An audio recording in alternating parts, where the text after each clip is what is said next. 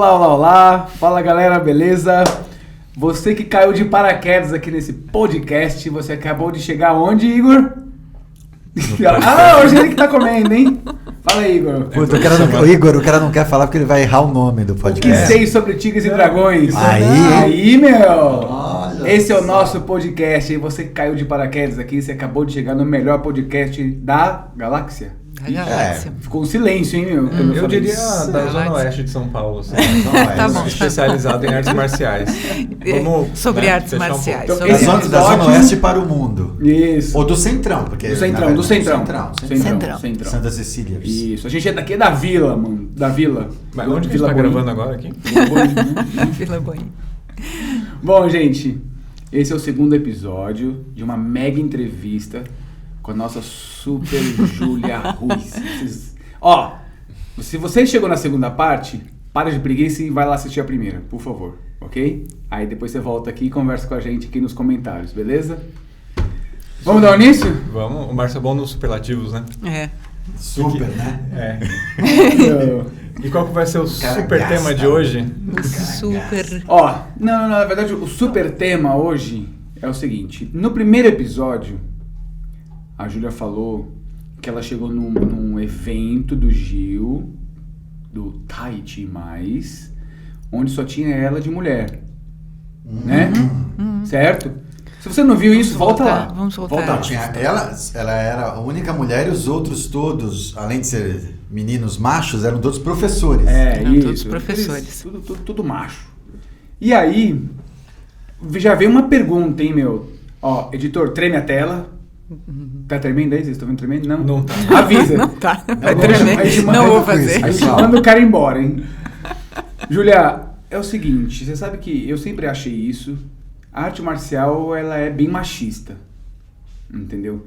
Se você chegar na academia, tiver uma professora dando aula, o cara vai torcer o bico, né? O que você acha disso? Qual a sua posição?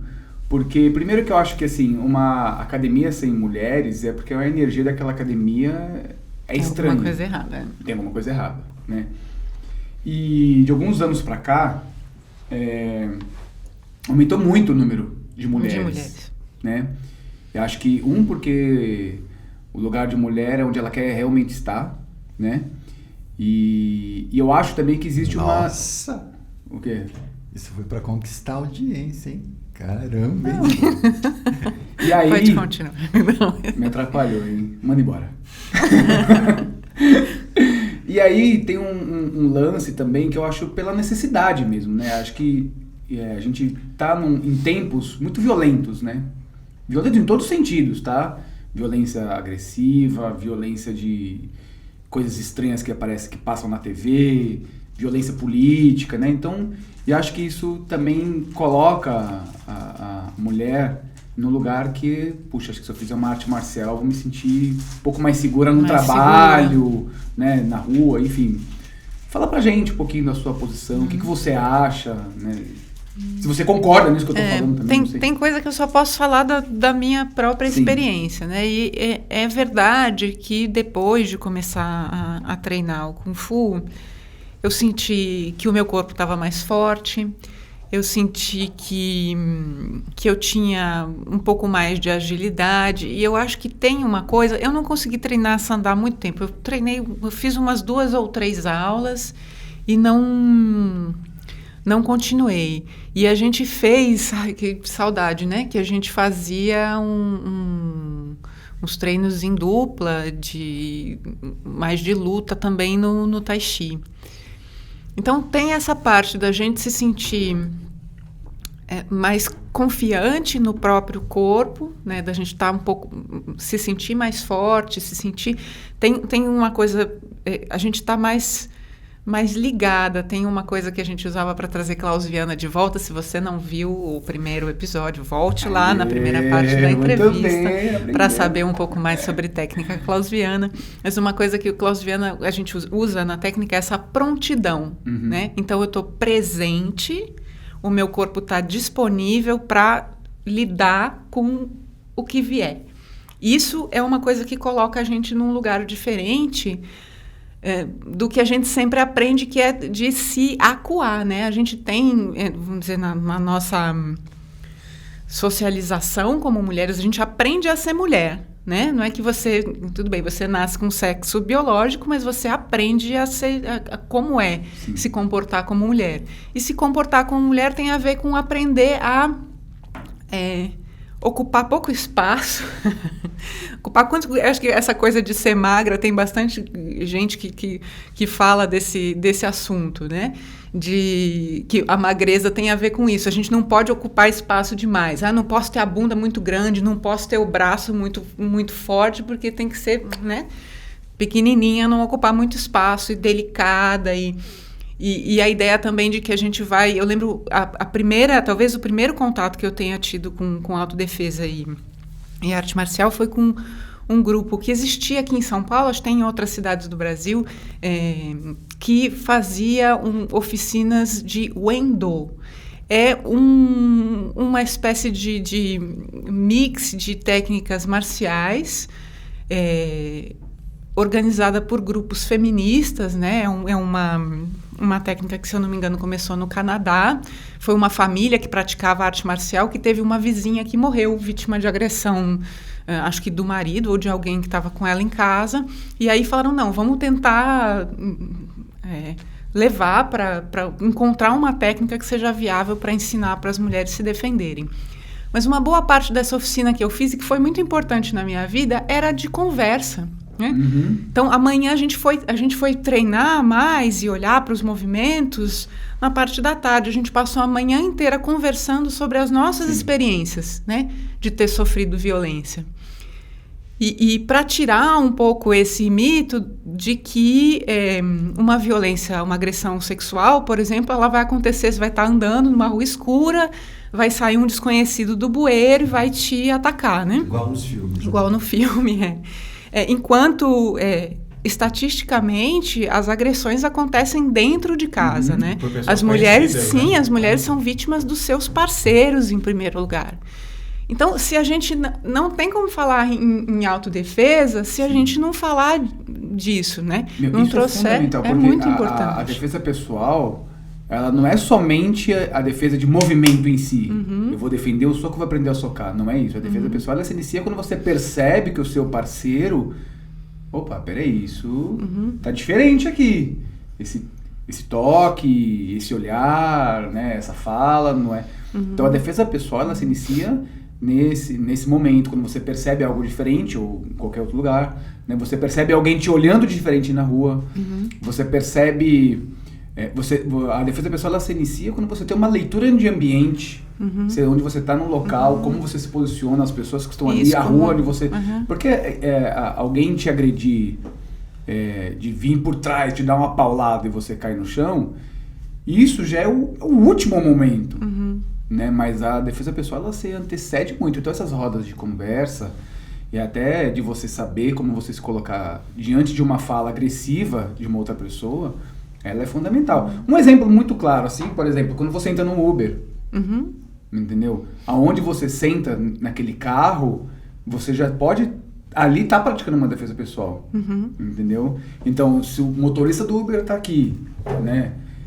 E você tem uma visão aqui, quer dizer, o jeito melhor para a mulher se defender é atrás do motorista. E não do lado do posto. Não sei se ficou claro, Sim. mas atrás do motorista.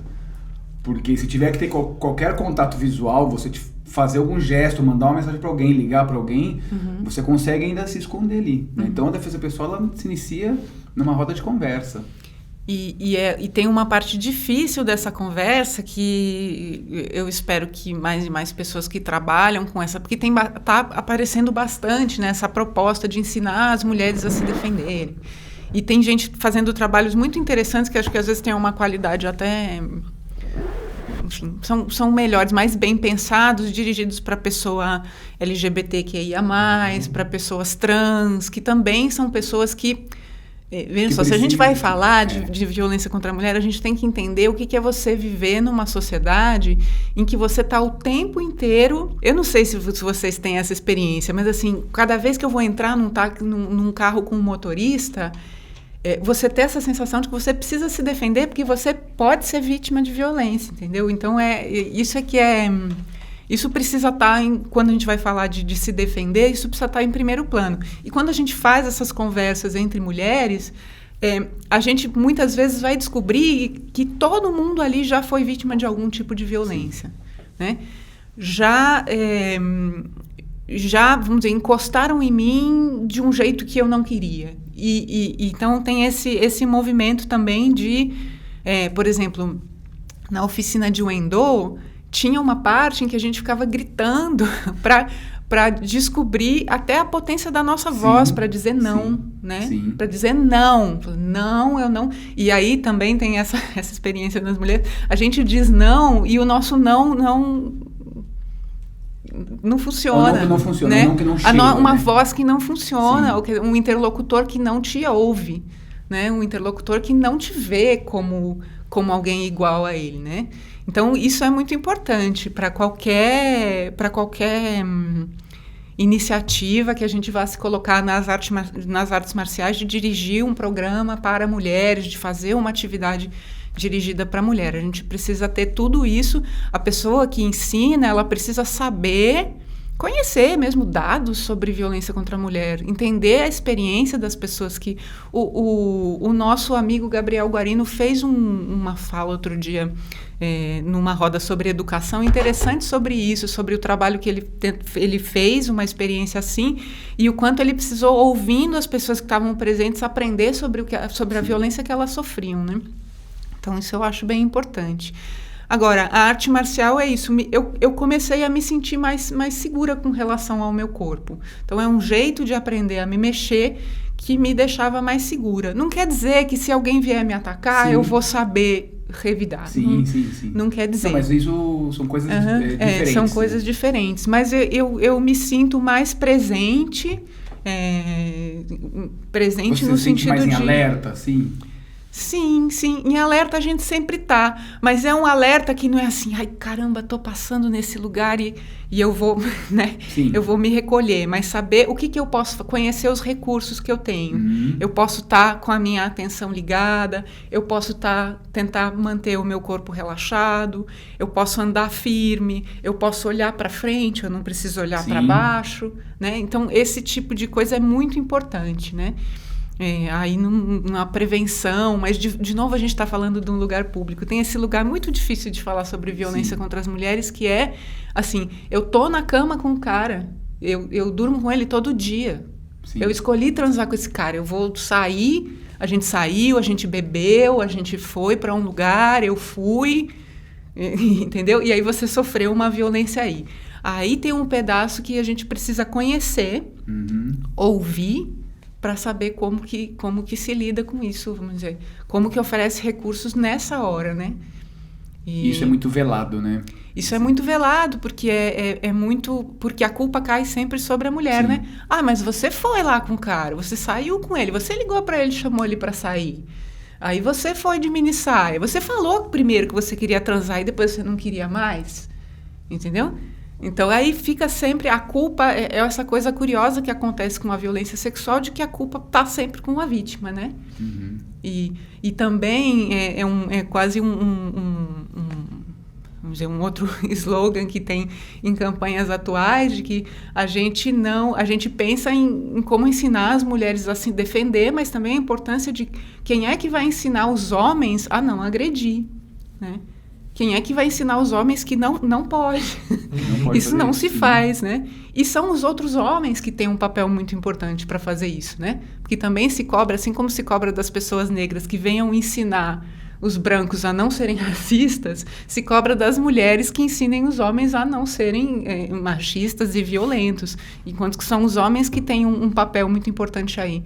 Então, se o mundo da arte marcial é machista, os homens que estão nesse mundo precisam estar presentes ali, cobrar uns dos outros, explicar uns para os outros o que acontece, correr atrás, se informar, né? Então, é isso. Que legal, que aula, hein? Esse foi o podcast de hoje. É isso aí, pessoal. Perguntas, manda pra gente aqui.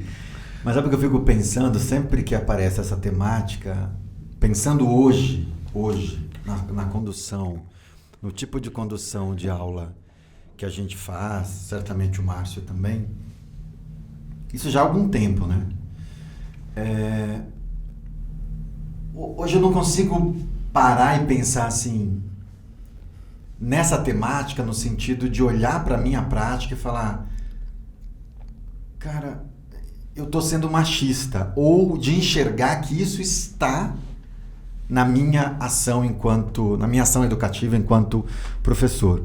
Porque eu acho que é algo que para mim, eu acho que para o Márcio também, sei lá, tá tão lá atrás, apesar da gente saber que existe ainda alguns professores aí que têm comportamentos machistas contra suas alunas e tudo mais, mas não sei, eu sempre que a gente bate esse papo sobre essa temática, eu fico pensando, caracas, a gente está falando sobre isso de novo, porque é necessário falar sobre isso, apesar de nas nossas relações com as nossas alunas, a gente já ter desconstruído, ou está num processo de desconstrução de uma abordagem machista, já há bastante tempo. Então eu sempre fico nesse lugar de, é necessário falar sobre isso, sim, cada vez mais, mas quando eu olho para a nossa prática, na nossa escola, eu falo, cara, que bom que a gente está num processo de desconstrução desse ser que habitava a gente. Todos os machos aí, tem muito professor ainda que está nesse rolê machista, ainda bem que a gente está cada vez mais longe disso. E aí, te ouvindo agora, de novo, eu fui para esse lugar de falar, caraca, quanto é necessário ainda falar sobre isso, apesar da gente estar no movimento de desconstruir. Eu queria te fazer uma outra pergunta que tem a ver com a experiência prática mesmo, a tua observação e a tua leitura dentro do Kung Fu, dentro do Tai Chi, e a relação com outros irmãos de treino e outras irmãs de treino, o quanto esses ambientes que você frequenta ou frequentou, o quanto você percebeu ainda de carga machista neles, ou você tem também uma leitura parecida com a minha de que tem aí um processo de desconstrução de ambientes machistas dentro desses lugares que você já frequentou? Eu acho que nos lugares que eu frequentei de arte marcial, a Ponlai, a Huangshan e a Tianjia-Go, eu acho que tem esse processo de desconstrução que eu acho que começa por dar espaço para as mulheres, né? Por dar espaço no sentido de não... Eu nunca senti de um professor que... eu nunca ia ser tão boa quanto um homem, né? Isso eu não senti de nenhum professor, né? Mas isso é uma coisa que pode acontecer. Já senti de colegas,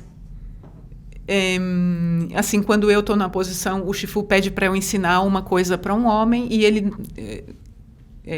não sei, tinha uma coisa ali que não ia, e aí depois alguém, até eu me lembro que uma vez, acho que foi o meu Shifu Moraes no Kung Fu, que me disse, olha, esse cara que treinou com você, sei lá, eu tava meio, sabe, eu saí do exercício lá meio, nossa, que esquisito, né?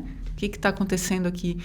E ele me dizer, esse cara, ele tem uma questão aí, ele não, quando tem uma mulher treinando com ele, interagindo com ele parece que não gosta, ele acha que o professor está praticamente botando ele de castigo porque botou para treinar com uma mulher.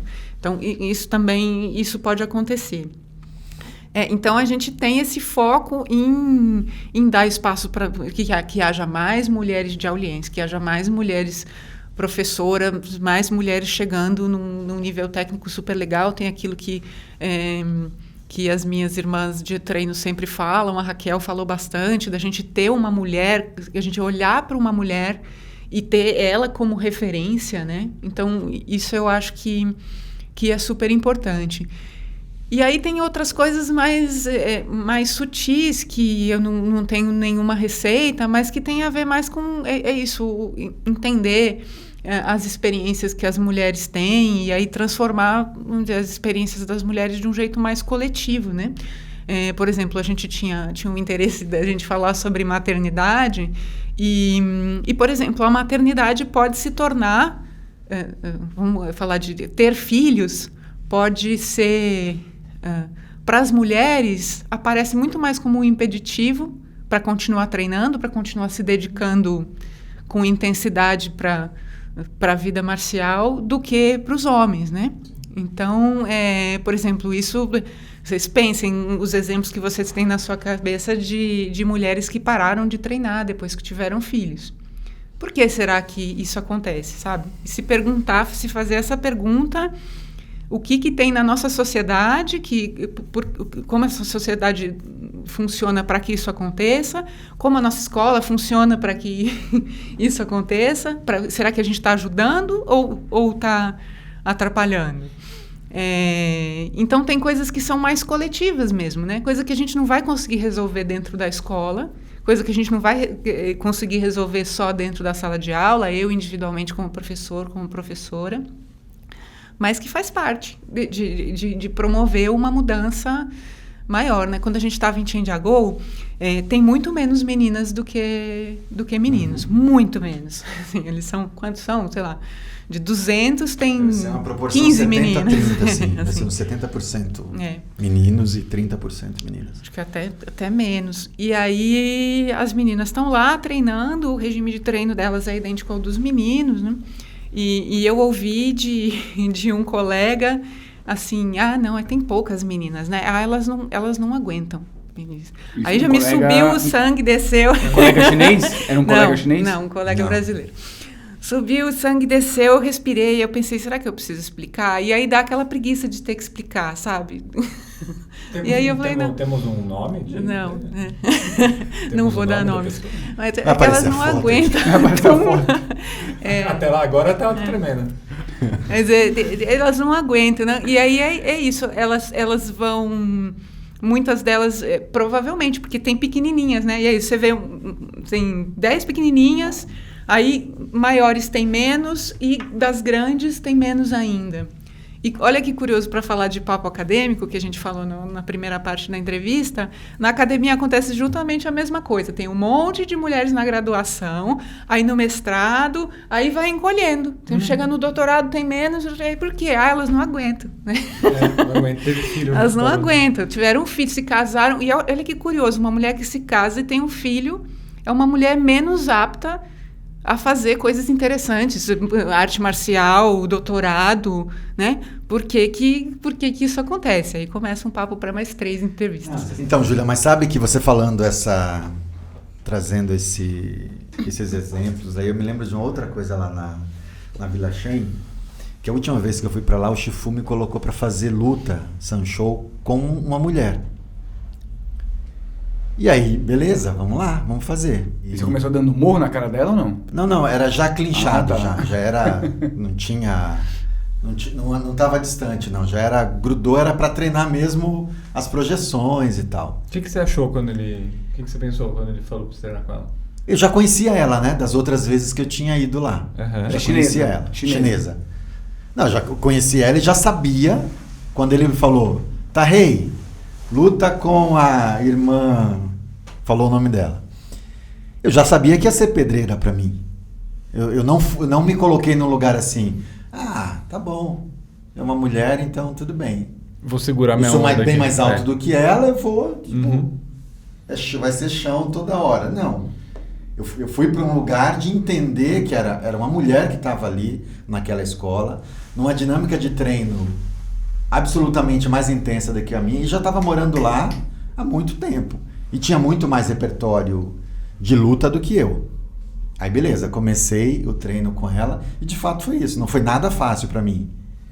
E eu fiquei fazendo as trocas com ela, tentando projetar, ela tentava me projetar. Claro que eu tinha uma vantagem, no meu caso, por conta da altura, peso, enfim. Ela era um pouquinho maior do que a Raquel. Mas mesmo assim, não foi nada fácil. E aí, te ouvindo, eu me lembrei de umas coisas que geralmente a gente ainda sustenta nesse rolê machista, que é coisas do tipo... O senso comum poderia me levar a pensar assim, o Shifu me colocou para treinar com a mulher, beleza, vamos lá. Vai ser um aquecimento. Vai ser tipo, vou jogar ela no chão toda hora, não vai dar nem para saída. Ou então tem comentários que a gente até hoje escuta que nossa, ela treina duro, ou ela treina que nem homem. Nossa, ela pega e bate igual o homem. São comentários ultra racistas e a gente faz às vezes e acha que está fazendo um elogio, está exaltando a mulher. Muito pelo contrário, a gente está usando o macho como uma referência de comparação para uma mulher. A mesma coisa acontece nesse rolê do racismo também. A gente tem muita fala absolutamente racista e que as pessoas não se dão conta. Então, nesse sentido, que eu queria te perguntar também, o quanto você teve que lidar com situações assim dentro do ambiente marcial.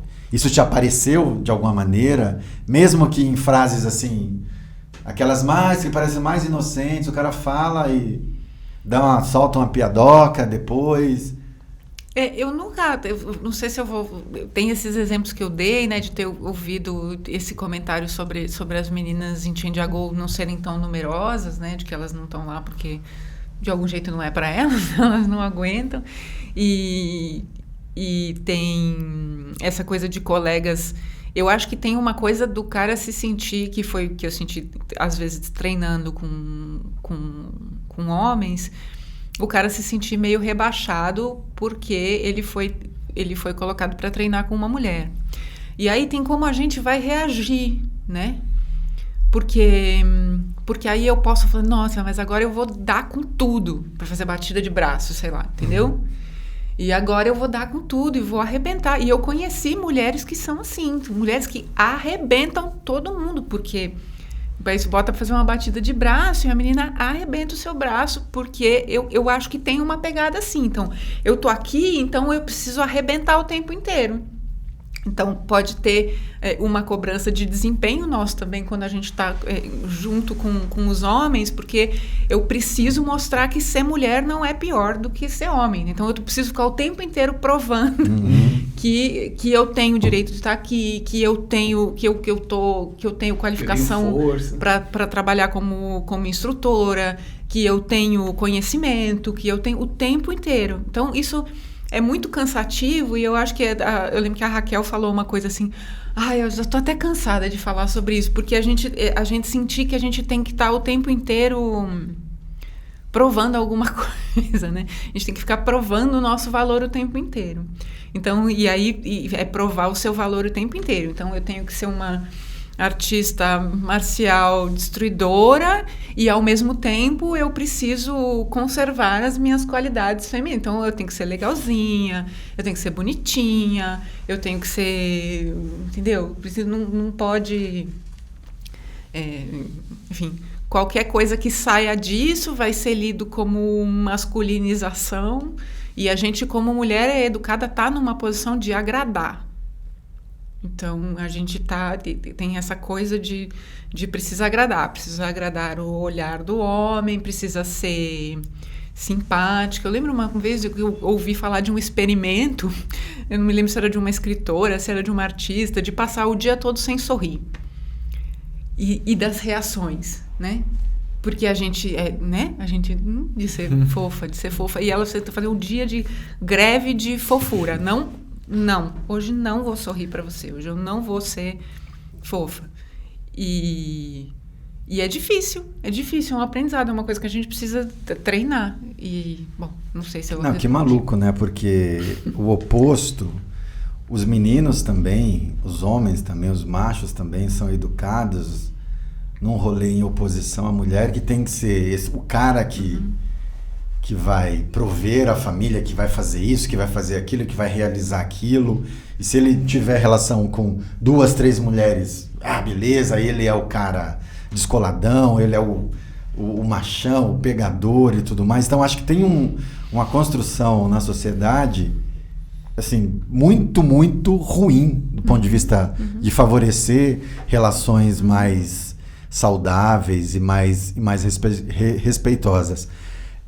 Você falou no primeiro episódio, você citou bastante o Kung Fu, o Tai Chi, citou bastante Klaus Viana, e você falou desse processo de descoberta, do corpo te ajudar, o movimento te ajudar a entender o teu corpo.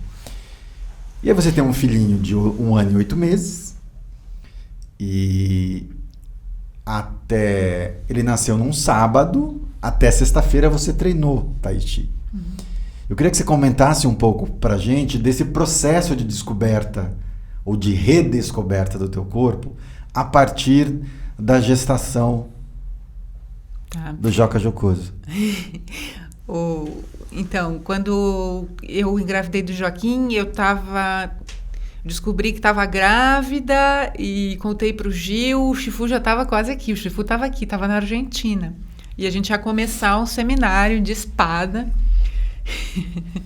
E eu tinha muito receio no início da gravidez, porque você não quer se mexer demais, enquanto que, na verdade, tem muito pouco a ver com se você vai fazer Tai Chi ou não, né?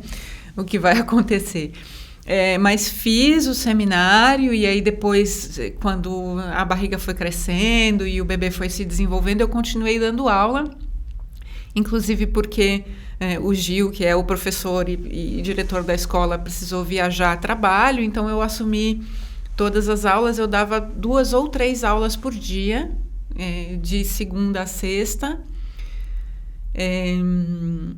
Primeiro, numa confiança muito grande de que aquilo me fazia bem e sentindo que aquilo estava me fazendo bem.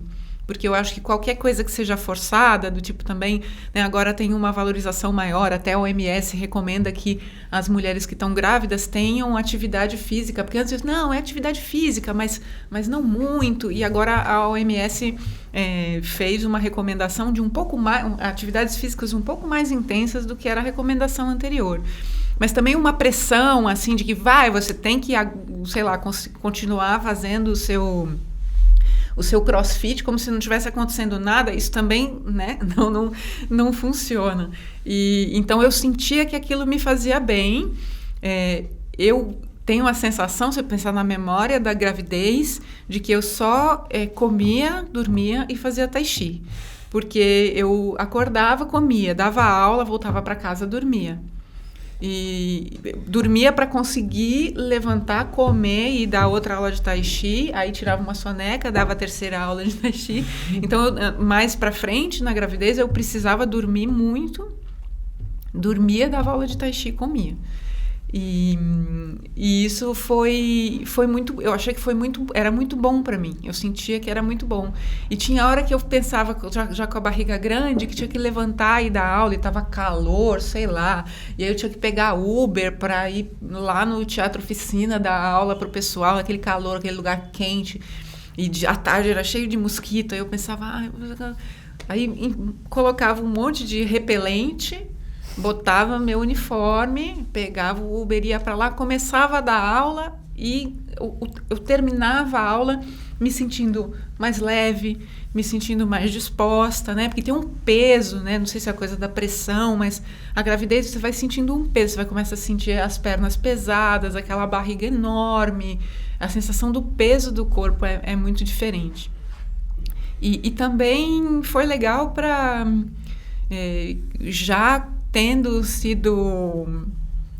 chegado nesse lugar aí através do Kung Fu, do Tai Chi, da técnica clausiana, de eu ter uma curiosidade sobre o que estava acontecendo no meu corpo. E continuar treinando, continuar dando aula, me dava a possibilidade de experimentar. Dizem que as articulações ficam mais soltas. Como que é isso? Como que eu vou sentir isso? Eu sinto que está mais solto? Olha, eu estou sentindo isso que eu não sentia antes. A diferença de peso, o centro de peso vai mais para frente. Como que eu vou fazer para fazer Tai Chi com o meu centro de peso mais para frente? Como que eu vou ficar numa perna só? Né? Eu não estava saltando por causa do impacto. E aí também adaptar, né? Fazer, sei lá, formas do Kung Fu que tinha chute saltando e sem saltar. Então eu preciso entender a estrutura daquele movimento, a estrutura daquele Taolu, para entender como é que eu vou fazer, vamos dizer, um chute furacão sem saltar, preservando alguma coisa ali, que é a coisa que eu entendi, claro, que outra pessoa podia entender outra coisa, preservando ali uma coisa essencial daquele movimento que eu vou fazer sem saltar. E aí tem muito aprendizado sobre o corpo, né? E até para muitas mulheres, a gravidez às vezes é o único momento em que elas vão ter uma escuta maior do seu corpo. porque eu quero escutar o bebê. E aí que eu quero escutar o bebê, e aí eu descubro, será que é o bebê ou será que são gases? E aí eu descubro que eu sinto, que eu consigo saber, olha uma coisa, olha, tá passando pelo... Ah, não, são gases, porque olha, tá dando uma voltinha aqui pelo meu intestino. Ou não. Ou tem hora que a gente não sabe mesmo. Mas a gravidez favorece essa escuta, essa descoberta do seu corpo. Então, acho que tem as mulheres que querem continuar praticando grávidas, mas também com muito respeito do que você está sentindo, né? Porque se em algum momento, acho que teve dias que eu falei, não, hoje não vai dar para ir dar aula, eu preciso descansar. E aí descansa. Que imagem boa essa, né? Treinar, comer, dormir. Sabe, é treinar, comer, dormir. Não? Será que acordar, treina, come, dorme. Será que eu tô grávido? Você só faz isso? Meu dia, basicamente. Deu uma vontade? É bom, era uma vida boa, uma vida boa. E era muito legal fazer aula com você naquela época, porque mesmo antes do início da gestação, eu fazia as aulas e cada pessoa tem o seu estilo, né, de dar aula. E foi bacana, assim, com o progredir da gestação, você ia mudando um pouco o estilo também de dar aula, porque você estava passando por um monte de mudanças, né? Então, ia percebendo uma introspecção também nos movimentos, parava, ficava um tempo maior. Era muito bacana, assim. Eu não sei se a gente já comentava sobre isso. Acho que você não, mas a Sofia me fez um comentário uma vez sobre isso. Ela falou, eu gostaria até de conversar com você, porque foi interessante, porque a aula ficava diferente. E eu acho que isso é bom para os alunos também, né? Isso também está lá no texto da revista Tai Chi Brasil, algum comentário sobre isso, né? Os alunos poderem ver o movimento num corpo diferente. Então, são, né, 2 professores em um. Ô, Julia, inclusive você fez um artigo para a revista Tai Chi Brasil sobre isso, não foi? Isso. Falei desse assunto. Era uma edição especial sobre mulheres no Tai Chi. E o Levis Litz, que é o editor da revista, fez o convite para escrever. Foi muito difícil escrever, porque eu tenho um filho pequeno, não consigo parar para escrever. Mas consegui. Foi um texto super... De testemunho, muito, muito solto, muito honesto sobre a minha própria experiência, né? E aí fala um pouquinho sobre a importância do lugar das mulheres na arte marcial, né? E a gente estava falando aqui, então, quando a gente fala de mulheres na arte marcial, a gente fala sobre isso ser uma coisa que nos ajuda a nos defender numa sociedade que é violenta, né? Contra as mulheres. Eu acho que hoje em dia também tem uma coisa estética que pode estar trazendo algumas mulheres para a arte marcial, que eu não sei se é um melhor caminho. Espero que as mulheres que chegam por esse caminho descubram outras coisas, mas de ter uma estética mais, né, da mulher mais forte, da mulher ser mais musculosa, não ser um corpo só muito frágil, né? Eu acho que tem um crescimento desse apelo estético também, e de você da mulher se ver nessa posição de lutadora, vamos dizer, de guerreira. Isso é uma coisa que tá crescendo. Então, a gente vê muitas contas de Instagram, de mulheres mostrando a sua própria prática, de mostrando o seu corpo também nessa pegada de mulher guerreira, outras que publicam fotos de artistas marciais mulheres. Então, acho que tudo isso é relevante, mas acho que a gente tem muito para pensar, né? Que, como a gente estava dizendo aqui, a arte marcial não fica só, né? Para qualquer aluno seu, Márcio, você diz, né? Não é aprender a socar e a chutar. Sim. Tem essa transformação, essa capacidade de se observar e aquilo que a arte marcial vai te pedir que você se transforme, que você mude seu jeito de olhar as coisas, que você mude a sua opinião sobre você mesma. Então, eu acho que é isso que precisa ser valorizado para trazer as mulheres para a arte marcial, para acolher as mulheres na arte marcial, para abrir caminho para as mulheres na arte marcial. A gente não precisa vender para as mulheres chutes e socos. Se a gente não vende para os homens chutes e socos, não é isso que a gente vai vender para as mulheres, né? E aí, acho que, de novo, aquilo que a Raquel dizia, quanto mais mulheres professoras a gente tiver, quanto mais mulheres maduras no caminho marcial a gente tiver contando os seus caminhos e a sua experiência para as outras mulheres, melhor. E se alguém quiser ler o artigo, a revista inteira tem disponível? Como que tem disponível em PDF. Acho que a gente podia colocar o link ali embaixo. Na descrição? Na descrição Pode do ser? vídeo. Pode, claro. Tá bom. Ô Júlia, e ainda seguindo um pouco essa provocação que eu fiz antes da descoberta do movimento e a partir usando o corpo como instrumento, o que você consegue trazer pra gente que você conseguiu perceber de mudanças no teu movimento depois do nascimento do Joca? Que conexões você conseguiu fazer, mesmo não estando com a rotina de treino intensa como você tinha antes, mas que conexões foi possível fazer a partir das descobertas de movimento do Joca? Que conexão você faz com o teu... Tem uma vez a gente postou, eu coloquei no Instagram um vídeo que o Gil fez, o Joaquim tá pequenininho em cima da cama e eu tentando fazer lá o Jailu uma vez a cada lua nova, assim, porque não dava, no comecinho não dava mesmo para treinar, eu não tava disponível para treinar, tentando voltar a fazer a forma, então tem o bebezinho, assim, eu tentando treinar ali no fundo, do jeito que dava, né? E aí teve uma prima, ela é discípula do Tim Shawan, Oksana, russa, que ela repostou a minha foto dizendo uma coisa muito interessante. Ela é mãe também, o filho dela já é bem maior, e ela falou assim, às vezes as pessoas me perguntam, ela colocou o nosso vídeo com esse comentário, as pessoas me perguntam como é que eu fiz para me tornar discípula, né? E ela falou, se eu, um pouco nessa pegada, se eu já tinha um filho e já tinha não sei quantos anos de idade, ela falou, é assim, a gente treina como dá, do jeito que dá, e nesse momento em que a gente está mais vulnerável, a gente está mais frágil também, né? Porque o corpo está cansado, porque a gente não dorme, a gente acabou de gerar uma pessoa na barriga, então esse pedaço, o corpo está cansado, está precisando descansar. E ela falou que o corpo também aprende muito mais. Ela dizia isso na postagem dela, o corpo está aprendendo muito mais rápido. E é quase que, então, acreditar que cada repetição que você consegue fazer vale, né?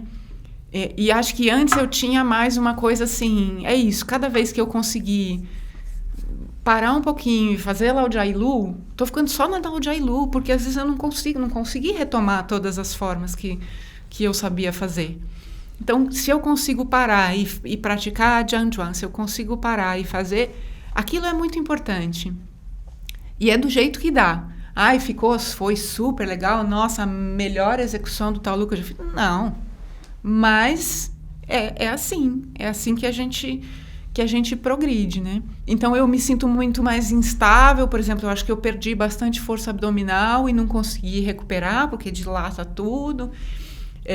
Então o meu equilíbrio está diferente, né? Isso por um lado, então mais instável de certa forma. E de outro jeito, por exemplo, esse Taolu gigante que é lá o Jailu, para quem pratica sabe que é monumental.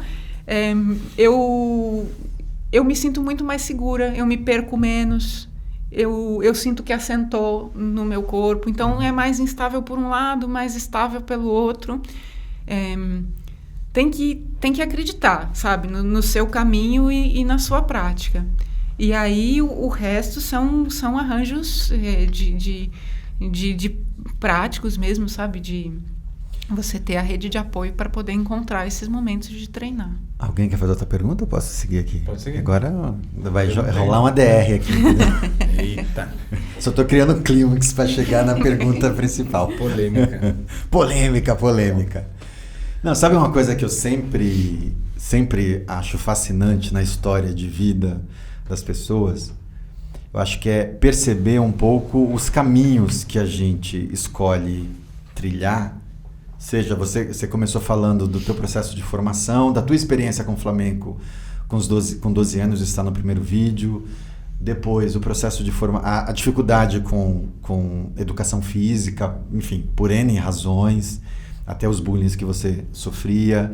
Depois veio um processo na fase mais adulta, na tua formação acadêmica, rádio e TV, antropologia. Depois teve essa vertente de seguir uma carreira acadêmica. Paralelo a isso, teve todo o teu processo ligado aí à militância mesmo, a uma ação mais de preposição diante dessa sociedade capitalista, etc, etc. Depois tem um processo que você encontra o Kung Fu e tem uma virada de página na tua vida. Depois vem o Tai Chi, e o Tai Chi também te impulsiona para um outro momento de vida. Vem a nossa relação, vem o Joca, e é um outro momento de vida. O que me fascina em histórias assim, a gente escutou isso do Lute também, na história do Lute, é olhar para essa construção toda, isso que te constituiu, e perceber que as coisas, elas não são... Apesar de hoje você não estar tão mergulhada na antropologia, todo esse teu processo anterior te serviu muito, e até hoje é muito útil, para as coisas que você faz hoje. Seja com Tai Chi, seja nas traduções, seja na relação com Joca, enfim. E aí, eu, de alguma maneira, nem sei muito bem como te perguntar isso, mas eu queria que você falasse um pouco da importância desses elementos todos que constituem a vida. Eu consigo dar sentido para minha vida agora. Não só a tua, mas, sei lá, de tantas pessoas, porque eu acho que é diferente. A gente discutiu isso no outro podcast aqui, eu e o Márcio, que o Márcio, desde o começo, ele tinha essa coisa do... é o Kung Fu. E que acho que é fascinante alguém já ter isso. E ao mesmo tempo ele chegou a falar, não, mas eu queria estar num lugar também, às vezes, de ter uma dúvida se era isso. Eu não tive isso. O Márcio não teve isso. Ao passo que eu tive relações com Kung Fu e com Tai Chi num pulso, assim. Agora eu tô super mergulhado no Tai Chi, aí depois, não, por uma necessidade social e econômica, eu dou uma estacionada no Tai Chi e vou aqui na beirada seguindo uma outra coisa. Então, eu acho que tem essas dinâmicas que é bem comum na vida de todo mundo, mas de alguma maneira todas as coisas que eu fiz me são úteis para, inclusive para as aulas de Tai Chi que eu dou. Eu não Viajei tenho... agora. Entendi. Eu não tenho nenhum dado sobre isso, mas eu acho que essa história de que você vai fazer uma faculdade ou encontrar uma coisa, e aí é nessa hora que você escolhe sua faculdade que a sua vida se define, né? Define quem você vai ser, com quem você vai andar, que roupa você vai vestir. Isso não acontece. Se alguém vai prestar vestibular e ainda não sabe, isso não acontece, isso não funciona. Ou só acontece por um período. Ou acontece por um período, depois não. Então, eu acho sim que as coisas todas se somam. Eu acho que as minhas escolhas, a minha trajetória teve a ver também com ficar no que era mais familiar, o que é sempre importante para todo mundo, né? Não é ruim também ficar no que é mais familiar. Os meus pais têm formação acadêmica, o meu pai é sociólogo, aquele ambiente, aquele tipo de trabalho, era um trabalho que eu já conhecia, né? Que eu via o meu pai fazendo, que eu via meu pai professor também. Então era esse o mundo que eu conhecia. E aí depois saí para ir um pouco fazer coisas diferentes. Então, quando eu me formei em rádio e TV, eu fui trabalhar numa organização, numa ONG, né? Numa organização feminista. Daí vem toda a minha formação feminista. Eu também fiz formação feminista para burro. Então... aí teve esse intervalo e aí eu senti que eu queria voltar a estudar, porque eu gosto de estudar. Né? Eu gosto de ler, gosto de conhecer a fundo as coisas que me interessam, né? Então isso também foi uma coisa que me levou para o caminho acadêmico. E aí a gente vai amadurecendo mesmo, entender que todas essas coisas podem convergir. Como eu estava dizendo, eu não sinto que eu sou uma pessoa antes e depois, eu sou a mesma pessoa que num dado momento da vida encontra o espaço para fazer aquilo que é mais importante, né? Que vai ver que já tava lá uma vontade de fazer isso. E aí eu queria Eu queria muito encontrar, será que eu tenho que fazer outra faculdade? Será que eu tenho, olha só que contradição, eu que odiava educação física e fazer uma faculdade de educação física, hoje até hoje eu penso Será que eu tinha que fazer nisso. educação física? Acho que eu tinha que fazer educação física. Pra virar essa professora Para mais- virar a professora que eu gostaria de ter encontrado. Mas você sabe que eu já falei isso em outros episódios aqui. Eu fui fazer educação física porque o meu professor, ele é um cara que acolhia. Aham. Ele não tinha bullying. Se a pessoa tinha dificuldade, se a menina não gostava de jogar basquete, ela... Não tinha essa. Você vai jogar, você tem que aprender. Então, todo mundo estava ali. Então, isso para mim foi muito importante como meu professor de educação física. E por isso que eu sempre tive essa coisa, caramba, eu quero estudar educação física. Porque o primeiro momento que o indivíduo pode ser deixado de lado na sociedade é numa aula de educação física. Se aquela pessoa que é mais, aquele criança que é mais gordinha, que não tem habilidade para jogar um futebol, ele vai ser o último a ser escolhido, Já vai vai ficar se sempre de lascar. lado, vai levar, ele vai dar um jeito de levar um atestado. Ó, professor, não posso fazer aula hoje porque eu tô com um atestado aqui. Entendeu? Aliás, vamos só os educadores físicos aí, Físicos. muda essa metodologia de formar time, de escolher. De um que escolhe De o um que outro. escolhe o Rapaz, outro, cara. isso é difícil. Eu sempre ficava por último também, que era o gordinho É mesmo? da lancheira. Sério, gordinho? Chega. Eu sempre ia pro Ficava gol. por último. Eu sempre ia pro gol. É mesmo? Não, eu contei no outro que eu fui pro gol, depois eu fui pro handebol, né? Então, sempre ia pro eu fui gol. 2 vezes Eu nunca fui rebaixado. muito Muda bom. essa metodologia de Eu escolher. gostava mais quando tinha umas coisas de atletismo. Salto à distância, salto em altura, corrida. Aí eu gostava Na um minha pouco escola mais. nunca Aí eu me teve. divertia mais. Nunca teve. Era Na minha raro, escola era era tipo raro. o primeiro semestre 2 vezes vôlei, por ano. segundo basquete, terceiro futebol e quarto handebol. Assim, era isso. Acabou. Não, a gente era mais ou menos isso também, mas era uma dinâmica bem interessante, assim. Ô, Júlia, você se sente preparada para se defender de alguma ameaça externa por conta do Kung Fu e Tai Chi? Como que você encara isso? Você, assim, não preparada para dar porrada em alguém, Encontrei mas, uma resposta aqui. sabe, preparada para você... Aí eu falei assim, olha, Você pensa isso em corta, ameaça pelo Tai Chi, externa. não me sinto nada preparada. Pelo Agora, Kung Fu, pelo meu, Kung Fu. vou pro arrebento. Não corta não, coloca Não, isso isso. corta. Eu quero haters desse cara aí.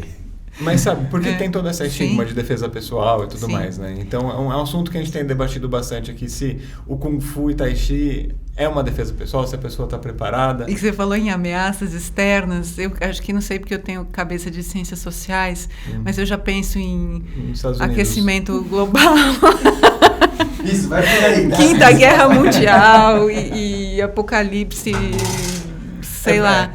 É porque eu imagino que dentro da sua casa você não tem uma ameaça, né? Não. O joga que às vezes, quando ele vira ao contrário, e aí ele fica com o pé na minha cara e eu tô dormindo e de repente eu venho pá! E aí eu acordo tomando um chute. Mas eu penso nesse tipo de ameaça, assim, essas ameaças coletivas e, enfim, o jeito que o mundo está agora. E aí acho que teve uma live que a gente fez, né, quando o Gil organizou aquelas conversas sobre Tai Chi pelo Instagram. Como é que chamava a série? Ano passado, Arte de Viver. Arte de Viver. A gente conversou sobre isso e eu acho que sim, são duas artes marciais que me ajudam muito a atravessar a barra pesada, né? Então, a barra pesada individual e coletiva também. E eu acho que...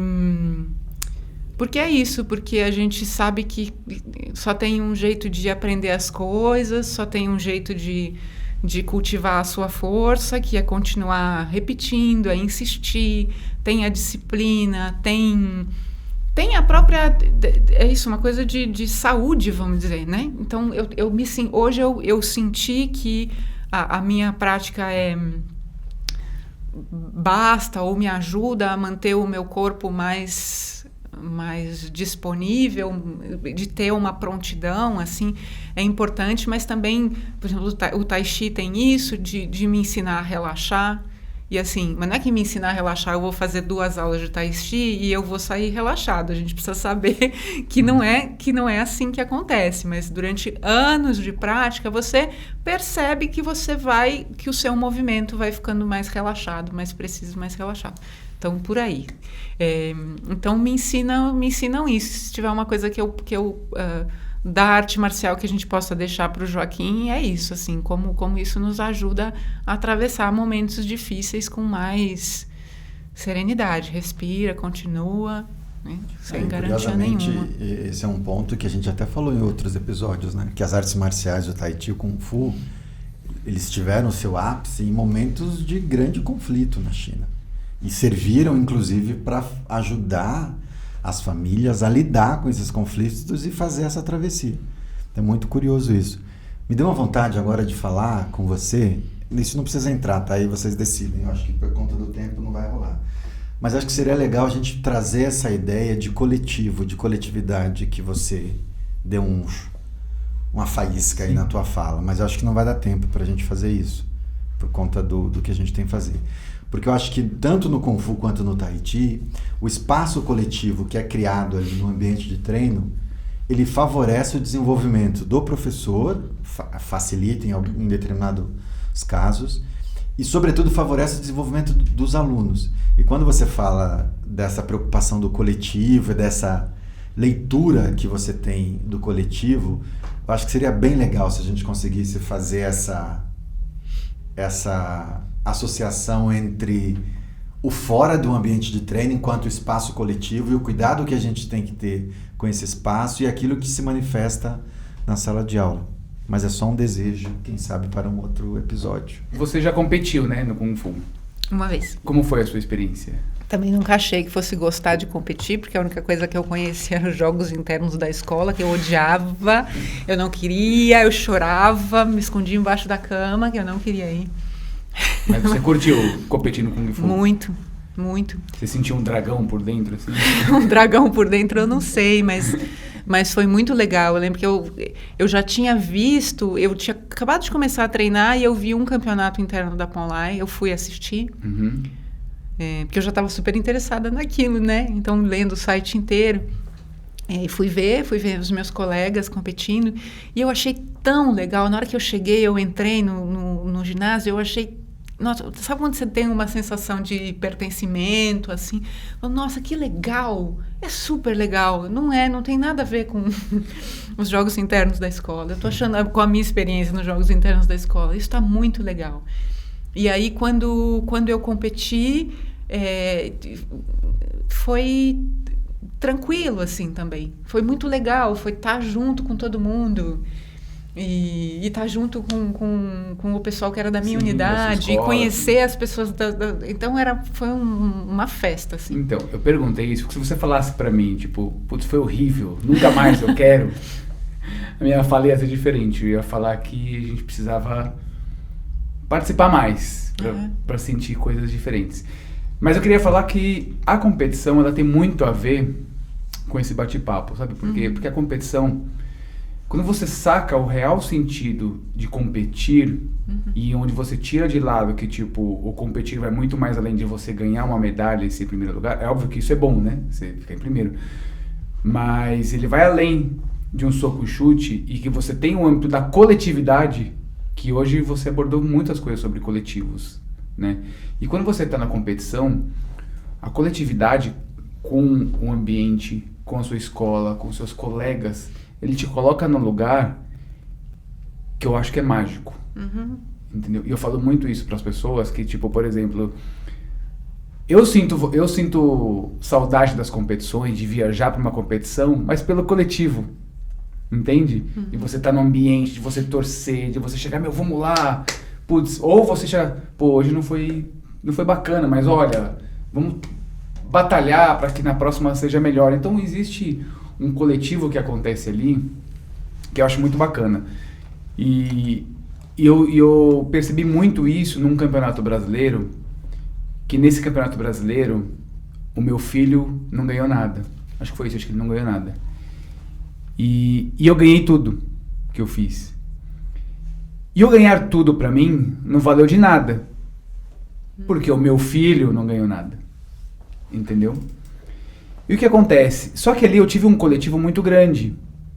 Assim, das pessoas acolherem ele, das pessoas falar tipo, putz, mas vamos lá, bola pra frente. E aí eu lembro que assim, eu fiquei muito sem reação, porque eu lembro que eu vi, ele saiu fora assim, E aí ele ficou lá no canto sozinho, assim. Acho que você tava nesse campeonato da Brasília ou não? Acho que foi Brasília. Acho que foi antes da gente ir pro Peru, acho. Tava. E ele ficou no canto sozinho, assim, chorando, assim. Falei, caramba, o que eu faço, né? Mas o coletivo me ajudou a eu lidar com uma situação. Porque uma coisa é quando você lida com um aluno que faz parte do seu convívio, uma coisa é quando é o seu filho com aquele sofrimento, né? Porque ele não ganhou a medalha. E caramba, como que eu vou falar que a medalha, tipo... Né? Não é tudo ali, mas que ele precisa colher outras coisas ali. Quando você ganhou todas. Isso, não, exatamente. Para um pré-adolescente, né? Isso, não, e é muito doido, porque assim, eu tava feliz porque eu ganhei, né? E eu já participei de inúmeras competições onde eu nunca ganhei nada, né? E nem por isso eu fiquei triste. Mas é muito difícil você estar sem a ajuda do coletivo para lidar nisso, né? Então você vai para uma viagem, você tá junto com seus colegas, você tá ali se banhando de uma energia super positiva, a competição ela se torna mágica. Então quando as pessoas falam sobre competição, e que ela fala assim, mas eu não gostei por causa disso, eu tive uma péssima experiência. Às vezes, aquela experiência não foi porque ela perdeu. Às vezes foi porque o coletivo não estava legal. Não foi bacana. Não fluiu legal. Não fluiu legal, exatamente. E a nossa conversa hoje, você muitas vezes falou sobre coletivos de aprendizado, de troca, de estudos, ONG, né? Então, acho que fica até uma dica aí para uma próxima conversa, de um futuro. Mas você sabe que esse campeonato da Ponlai tinha um outro fator que tornou ele especial, assim, porque eu era o mestre de cerimônia. Era a minha voz que estava ali, Ai, meu Deus do céu. enebriando. Eu lembro que você não parava de falar, você falou sem parar da hora que começou, aí depois começou a dar os prêmios, aí ficava... Não, eu só lembro isso. E aí você lembra que se você olhar pro lado, tá todo mundo... ouvindo a voz do Gil, né? Só ele lá em Porque pé tinha o pessoal de falando. Pirituba. O pessoal de Pirituba não deixava ninguém dormir. Não, mas é isso. Por isso que eu te perguntei sobre a competição. Muito bem. Muito bem. Que papo, hein, turma? Mais alguma pergunta para vocês? Tranquilo? Tá bom. Júlia, tudo Tô bem? pronta. Aham. Tá pronta? Para quem tinha dúvida se Kung Fu e Tai Chi ajuda para os momentos de embate, tá aí a resposta. É isso? É isso. Sim. Quero te agradecer pela presença em nome Muito aqui obrigada. dos Tigrones todos. Tigrones. Patetas todos. Agradecer pela audiência de vocês. Não esqueçam de compartilhar o vídeo, curtir, deixem comentário. Aí também deem sugestão de convidados, de tema.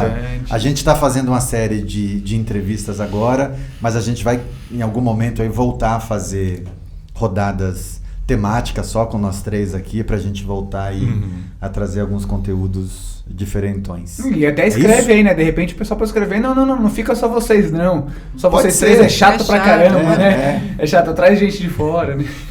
É isso? Ou se quiser tirar um dos três também, fica... Se quiser tirar um dos três também, um dos dois também, pode tirar. É isso. Valeu, gente. Valeu, pessoal. Valeu.